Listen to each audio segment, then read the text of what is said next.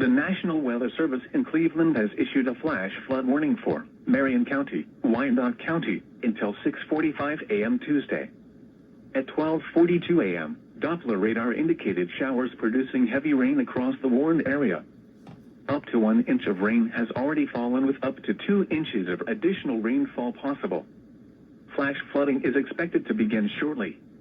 Hazard: flash flooding caused by thunderstorms. Source: radar indicated. Impact: flooding of small creeks and streams, urban areas, highways, streets and underpasses, as well as other drainage and low-lying areas. Some locations that will experience flooding include Marion, Upper Sandusky, Forest, Prospect, LaRue, Morrill, Waldo, Marcells, Cary, Nevada, Caledonia, New Bloomington, Greencamp, Wharton, Harpster, Kirby, and State Route 229 at U.S. Route 23. Turn around, don't drown when encountering flooded roads. Most flood deaths occur in vehicles. Be especially cautious at night when it is harder to recognize the dangers of flooding.